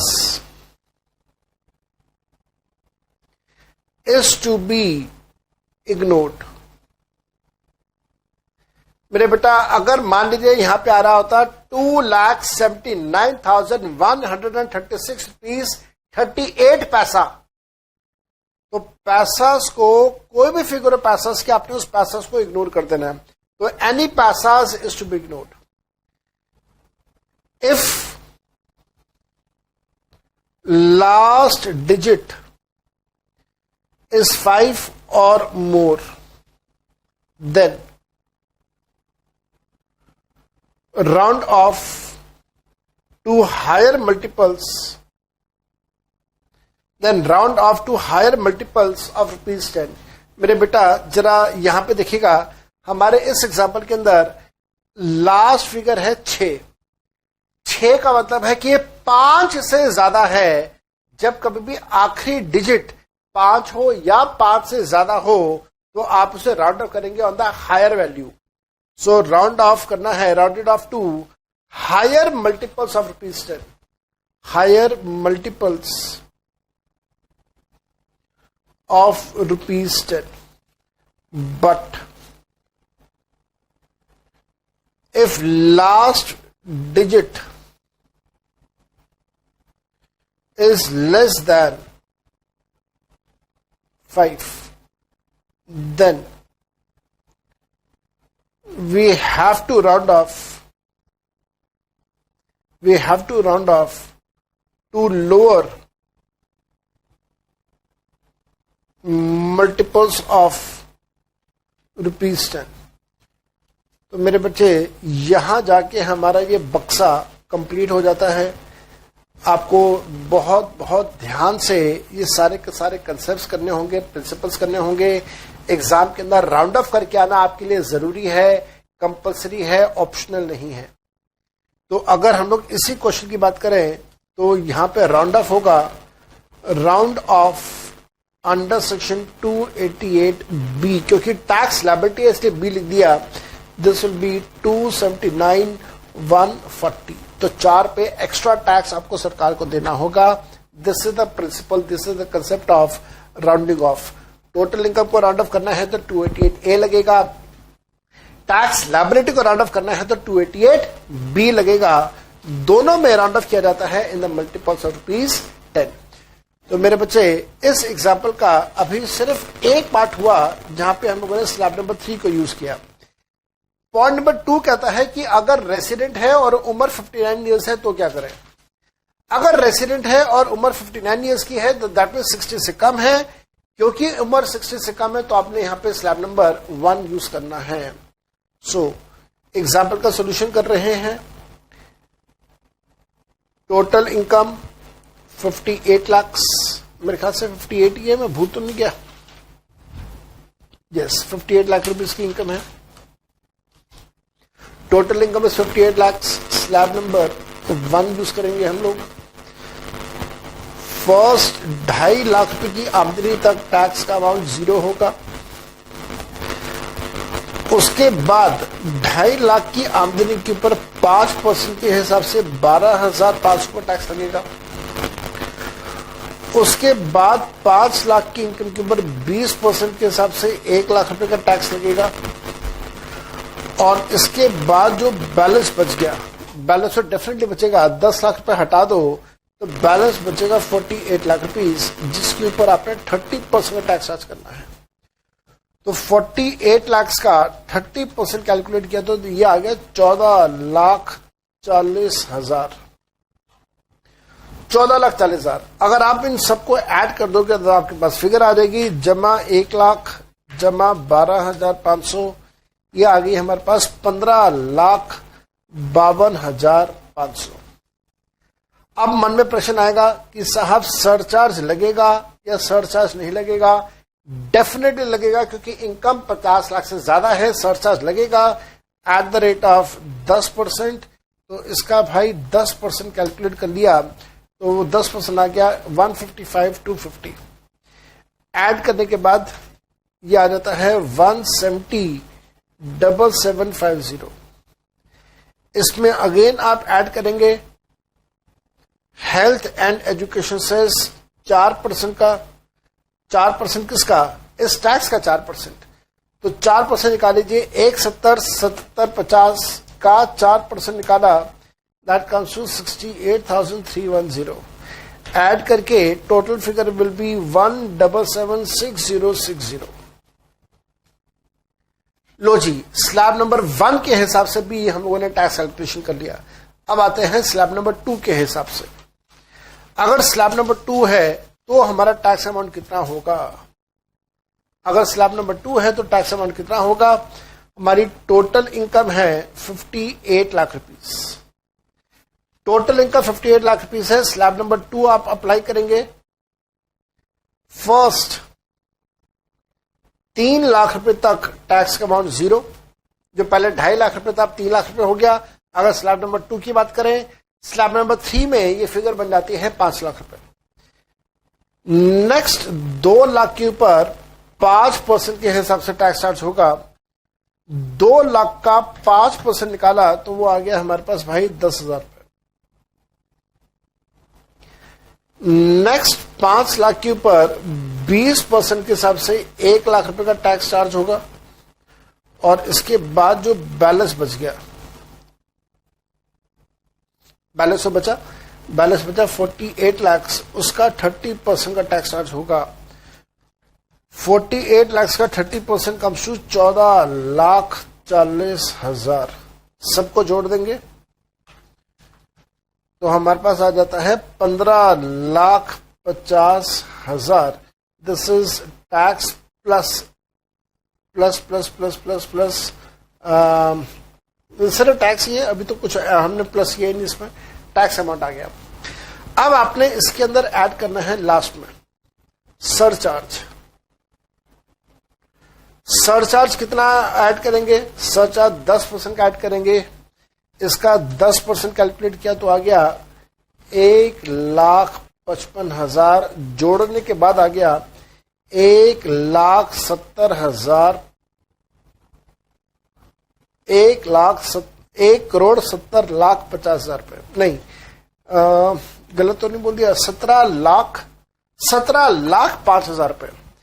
अब आपने इसके अंदर ऐड करना है हेल्थ एंड एजुकेशन सेस 4% के हिसाब से, तो इसका 4% निकाला 68,200 रुपए। जब दोनों को ऐड कर दिया तो आ गया 1,77,000, नहीं 17,73,200 इज द टैक्स लायबिलिटी। लो बेटा, तो मैंने एक ही उदाहरण के साथ आपको तीनों स्लैब्स में टैक्स रेट कैसे यूज होगा वो करवा दिया। साथ साथ में मैंने आपको बता दिया सिटीजन कौन होता है, सीनियर सिटीजन कौन होता है, वेरी सीनियर सिटीजन कौन होता है। बुढ़े लोगों को अलग अलग कैटेगरीज में हमारी सरकार ने डिवाइड कर दिया। एंड यहां जाके हमारा कैटेगरी ए कंप्लीट हो जाता है, जहां पे individual, HUF, AOP, BOI, artificial judicial persons की बात हो रही है। तो कैटेगरी नंबर 1 या कैटेगरी नंबर ए हम लोगों ने यहाँ पे कंप्लीट कर दिया है मेरे बेटा। इसके बाद कैटेगरी नंबर 2 हमारे पास आती है।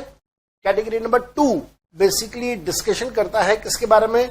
बेसिकली डिस्कशन करता है for the tax rate of other persons, जैसे कंपनी है, partnership firm and so on. बेटा अब हम लोगों ने यहाँ पे स्टार्ट करना है कंसेप्ट कंपनी और पार्टनरशिप फर्म के जो टैक्स रेट्स हैं उनके बारे में। तो आप हेडिंग देंगे यहाँ पे कैटेगरी नंबर 2। कैटेगरी ए हम लोगों ने किया था इंडिविजुअल्स के केस में, अब हम लोग कर रहे हैं यहाँ पे कैटेगरी बी।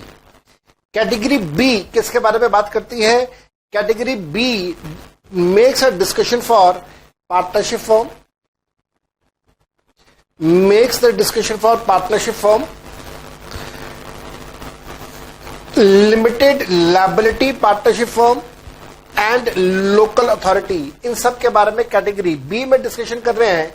और कैटेगरी बी हमें बताता है कि इन सभी के लिए टैक्स रेट हम लोग यूज करेंगे 30% फ्लैट। फ्लैट 30%। अब मन में प्रश्न आ गया कि भाई ये फ्लैट का मतलब क्या होता है? फ्लैट का मतलब यहां पे ये है कि कोई बेसिक एग्जिबिशन नहीं दिया जाएगा। No basic exemption limit is applicable. किसी प्रकार की कोई भी बेसिक एग्जम्पशन लिमिट अप्लाई नहीं होगी. बेसिक एग्जम्पशन लिमिट का मतलब हम सबको अच्छे से पता है. स्लैब नंबर 1 यूज करते हैं तो 2.5 लाख रुपए, स्लैब नंबर 2 यूज करते हैं तो 3 लाख रुपए, स्लैब नंबर 3 यूज करते हैं तो 5 लाख रुपए.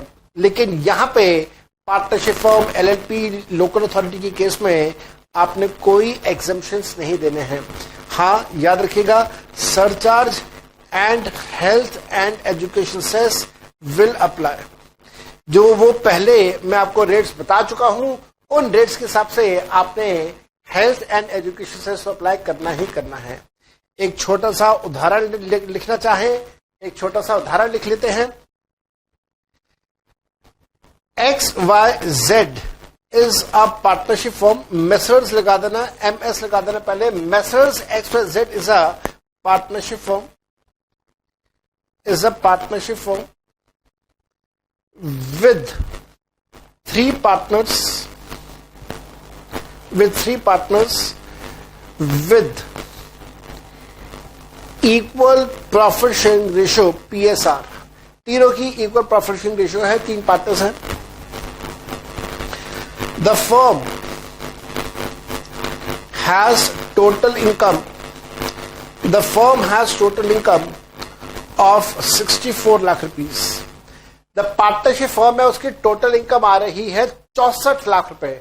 याद रखना 50 लाख से ज्यादा है, लेकिन 50 लाख से ज्यादा है उससे कोई फर्क नहीं पड़ेगा. सरचार्ज तो तब लगेगा जब 100 लाख से ज्यादा होगा, क्योंकि 100 लाख से ज्यादा नहीं है, इसलिए हम लोग सरचार्ज का कंसेप्ट यहां पे अप्लाई नहीं करेंगे.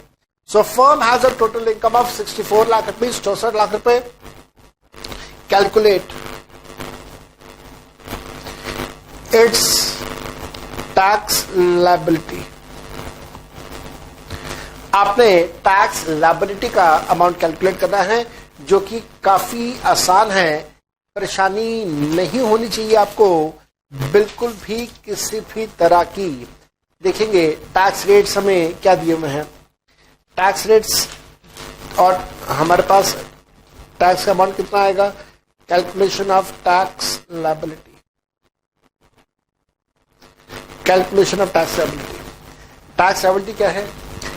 टोटल इनकम कितना बताया था. टोटल इनकम मैंने आपको बताया था 64 लाख रुपए. Total income 64 lakh. Tax at the flat rate of 30%, क्योंकि पार्टनरशिप फॉर्म है इसलिए फ्लैट रेट लगेगा. 64 लाख का 30% अप्लाई किया तो आया 19,20,000. Add surcharge. आप सोच रहे होंगे सरचार्ज लगाए या ना लगाए. नहीं लगाना, इनकम 100 लाख से कम की है तो 19,20,000 रुपए का अमाउंट आ गया टैक्स प्लस सरचार्ज का. और फिर आपने इसके अंदर अब ऐड करना है हेल्थ एंड एजुकेशन सेस 4% के हिसाब से. तो इसका 4% निकाला तो आया 76,800. दोनों को ऐड करके हमारे पास आ गया 19,96,800 रुपए का टैक्स लायबिलिटी. तो पार्टनरशिप फर्म की टैक्स लायबिलिटी है 19,96,800 रुपए. तो again which is pretty easy and pretty simple, जो हम लोगों ने कर लिया. सो टैक्स रेट्स हम लोग कर रहे हैं. दोबारा से देख लीजिए हमारे चैप्टर की डिजाइनिंग कैसे चल रही है. हम लोग यहां पे कर रहे हैं tax rates as per type of person. ये चैप्टर का आधा पार्ट है. इसमें कैटेगरी 1 बनाया था इंडिविजुअल के लिए, HUF के लिए, AOP, BOI के लिए और आर्टिफिशियल जुडिशियल पर्संस के लिए. कैटेगरी B बनाया था पार्टनरशिप फर्म, LLP और लोकल अथॉरिटी के लिए. अब हम लोग कर रहे हैं कैटेगरी C कंपनी के लिए.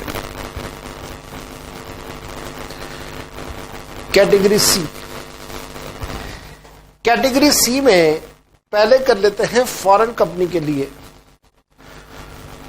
फॉरेन कंपनी का टैक्स रेट रहेगा flat 40%. Surcharge and health education cess will also apply.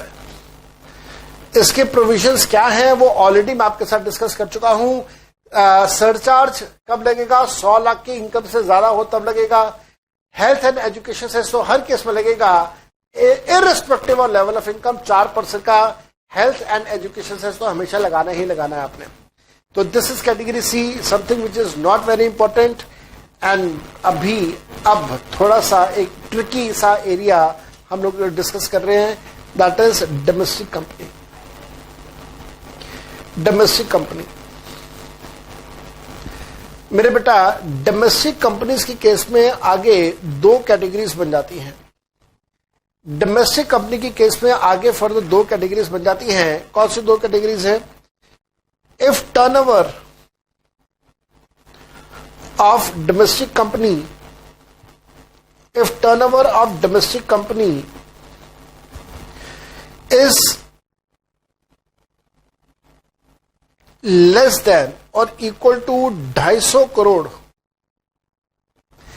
if turnover of domestic companies less than or equal to 250 crore in previous year 2016-2017, अगर ऐसा है तो फिर on income of current year, on income of 2018-2019 previous year 18-19, tax rate will be 25%। अच्छा, ये ऐसा क्यों है, उसके पीछे का कारण है वो मैं आपको बताऊंगा, पहले लिख लेते हैं। दूसरा, if turnover of domestic company, if turnover of domestic company is greater then 250 crore in previous year 2016-2017, तो ऐसे सिचुएशन में on income of current year, that is previous year 2018-19, tax rate will be 30%। लो बच्चे, ये बड़ा ही कॉम्प्लिकेटेड सा मामला बन जाता है, लेकिन इसके पीछे कारण भी है। पहले आराम से देख लेते हैं। अच्छा, इसमें लिख देना एक लाइन, इसमें एक लाइन और लिख देना, surcharge and health education cess will also apply। मेरे बच्चे, डोमेस्टिक कंपनी का मतलब क्या है वो आप लोगों को अच्छे से आता है। मैंने आपके साथ पहले चैप्टर के अंदर ये सारी बातें डिस्कस करी थी। डोमेस्टिक कंपनी के केस में बी केयरफुल, डोमेस्टिक कंपनी के केस में आपको चेक करना होगा 2016-2017 में उसका टर्नओवर कितना था। 2016-2017 में अगर उसका टर्नओवर 2.5 करोड़ या 2.5 करोड़ से कम का था, तो करंट ईयर में उसके ऊपर टैक्स रेट लगेगा सिर्फ 25% का। लेकिन अगर 2016-17 में उसका टर्नओवर 2.5 करोड़ से ज्यादा का था, टर्नओवर सेल्स, तो करंट ईयर में जो टैक्स रेट होगा वो टैक्स रेट 30% का होगा। नाउ ये ऐसा क्यों है, उसके पीछे कारण है। देखिए कारण क्या है, आप सबको अच्छे से पता है। अभी at present BJP is in the power, BJP की सरकार चल रही है। नरेंद्र मोदी साहब प्राइम मिनिस्टर हैं and finance minister is Arun Jaitley. याद रखिएगा, अरुण जेटली। अरुण जेटली साहब बीच में बीमार हो गए थे, उनकी किडनी ट्रांसप्लांटेशन हुआ है, और उस दौरान जब वो बीमार थे, जब वो छुट्टी पे थे, तो हमारे finance minister was Piyush Goyal साहब। लेकिन उनके ठीक होने के बाद जब उन्होंने रीज्वाइन किया तो Arun Jaitley again has become the finance minister. Arun Jaitley साहब जब 2014 में इलेक्शन जीत के फाइनेंस मिनिस्टर बने, इलेक्शन तो बाद में जीते थे, फाइनेंस मिनिस्टर बने, तो उन्होंने पहले साल वादा किया था, उसी साल वादा किया था सभी कॉर्पोरेट से कि साहब मैं आपके टैक्स रेट्स कम करूंगा। 2014 की बात बता रहा हूं। 2014 में उन्होंने वादा किया तो सारी कंपनी वाले नजर लगा के बैठे हुए थे कि भाई बजट आएगा, उसके अंदर टैक्स रेट कम हो जाएगा, मजा आ जाएगा, हमारे प्रॉफिट्स बढ़ जाएंगे, टैक्सेस कम हो जाएंगे। 2014 का बजट आया, टैक्स रेट को चेंज नहीं किया अरुण जेटली ने। कंपनी वालों ने सोचा चल कोई बात नहीं यार, इस साल नहीं किया अगले साल कर देगा, भाई ईमानदार बंदा है, बोला है कि टैक्स रेट कम करूंगा तो अगले साल कर देगा, इस साल नहीं हुआ कोई बात नहीं। तो 2015 की वेट करी सबने, 2015 में बजट आया, अरुण जेटली साहब ने फिर टैक्स रेट कम नहीं किया। उन्होंने कहा ना कोई टैक्स रेट कम नहीं करूंगा, भाग जाओ। अब कंपनी वालों को गुस्सा आया, सारे कॉर्पोरेट्स इकट्ठा हो गए और फाइनेंस मिनिस्टर अरुण जेटली के ऊपर दबाव डालने लगे कि जेटली साहब 2014 में आपने कहा था कि टैक्स रेट कम करूंगा, 2016 आ गया, टैक्स रेट कम नहीं किया आपने। तो अरुण जेटली साहब उस प्रेशर को सस्टेन नहीं कर पाए और 2016 में उन्होंने कंपनी का टैक्स रेट कम कर दिया। और उस समय उन्होंने कहा कि साहब ध्यान से सुनना, 2016 की बात बता रहा हूं, 2016 में कहा कि अगर आपका कंपनी का टर्नओवर 2014-15 में इतना है तो मैं इतना टैक्स चार्ज करूंगा, अगर टर्नओवर इससे ज्यादा है तो मैं इतना टैक्स चार्ज करूंगा। कंपनी वालों ने पूछा यार ये क्या बात हुई? जेटली साहब ने कहा मैंने वादा किया था 2014-15 में, क्योंकि वादा 2014-15 में किया था, इस वजह से मैं 14-15 का टर्नओवर चेक करूंगा इस साल का टैक्स रेट लगाने के लिए। यह बात है 2016 की। फिर 2017 आया, 2017 के बजट में कहा कि मैं 2015-16 का टर्नओवर चेक करूंगा करंट ईयर का टैक्स रेट के लिए। और फिर 2018, याद रखिएगा हम लोग यहां पे 2018 का बजट कर रहे हैं, 2018 का फाइनेंस एक्ट कर रहे हैं, असेसमेंट 2019-20 कर रहे हैं।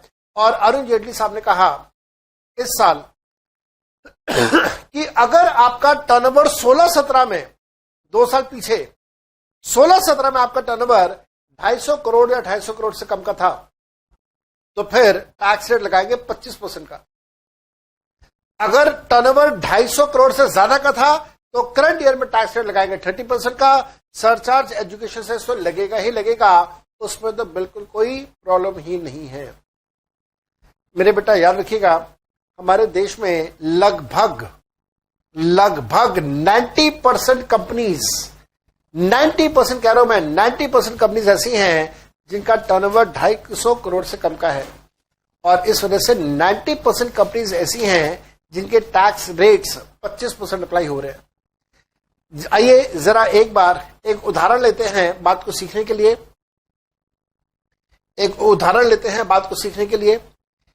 J Limited gives you following data. J Limited gives you following data from which calculate its tax liability for previous year 2018-19, that means assessment year 2019-2020। तो हम लोग करंट ईयर का टैक्स रेट देखेंगे कितना लगेगा, ये डिपेंड करेगा पिछले सालों के टर्नओवर के ऊपर।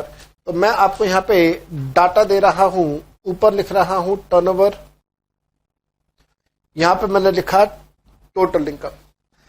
टर्नओवर की बात करते हैं तो टर्नओवर है हमारे पास 2015-16 में कंपनी का टर्नओवर था 88 लाख और उस टाइम पे कंपनी की इनकम वाज 25 लाख। उसके बाद 2016-2017 में कंपनी का टर्नओवर बढ़ के 110 लाख रुपए हुआ और इनकम बढ़ के 30 लाख रुपए हो गई, टोटल इनकम बढ़ के 30 लाख रुपए हो गई। 2017-2018 में 2017-2018 में कंपनी का टर्नओवर बढ़ के 170 लाख रुपए हो गया और आमदनी बढ़ के 78 लाख रुपए हो गई। और करंट ईयर में 2018-2019 में थोड़ा सा डाउनफॉल आया, टर्नओवर कम होके 140 लाख रुपए रह गया, जिसकी बदौलत प्रॉफिट के ऊपर इंपैक्ट ज्यादा नहीं पड़ा, प्रॉफिट 70 लाख रुपए का हुआ या टोटल इनकम 70 लाख रुपए की है। नाउ द क्वेश्चन अराइजेस कि what will be the tax rate. ध्यान देना, इस साल की इनकम, ये ऊपर मैं लिख देता हूं, ये प्रीवियस ईयर है, I am talking about the previous year. Turnover, total income. इस साल की टोटल इनकम है 70 लाख रुपए। इस 70 लाख के ऊपर टैक्स रेट क्या लगाना है, 25 लगाना है, 30 लगाना है, वो इस बात पे डिपेंड करेगा कि पिछले साल 16-17 का टर्नओवर क्या था। 16-17 का टर्नओवर 110 लाख था, दैट मीन्स 250 लाख से कम का था, क्योंकि 250 करोड़ से कम का था। इस वजह से सरकार ने कहा कि इसके ऊपर tax rate will be 25% only. So लिखिएगा यहां पे on income of 70 lakh tax rate to be applied, tax rate to be applied is, tax rate जो अप्लाई करना है वो कितना करना है, is 25% since turnover of previous year 16-17 was less than 250 crore. 250 crore से कम का टर्नओवर था, इस वजह से tax rate will be 25%। So tax calculation अगर हम लोग करेंगे, तो क्या आएगा, हेडिंग जरूर देंगे, कैलकुलेशन ऑफ टैक्स।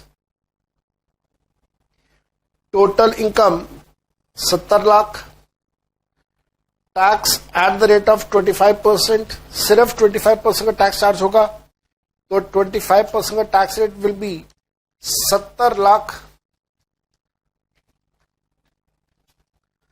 का 25% कैलकुलेट किया तो यह आ गया 17,50,000 plus surcharge is zero. Surcharge zero इस वजह से है क्योंकि इनकम, टोटल इनकम, ये वाली इनकम 100 लाख से कम की है, तो लिख दो यहां पे since total income is less than 100 lakh, so tax plus surcharge is 17,50,000 plus health and education cess 4% का सेस लगा दीजिए, दैट विल कम टू 70,000, जोड़ दीजिए, दैट विल कम टू 18,20,000। लो जी, ये टैक्स रेट लगेगा। This will be the tax of the company, this is the tax liability of the company, तो ये था बच्चे आपके पास, आपके लिए ये पूरी की पूरी कहानी। लेकिन एक कहानी मैं और आपके साथ डिस्कस कर देता हूं, सीए के स्टूडेंट्स के लिए शायद रेलेवेंट नहीं होगा, लेकिन बाकी सभी स्टूडेंट्स के लिए रेलेवेंट है, and that is category number D हम लोग कर रहे हैं यहां पे। Category D is for cooperative society.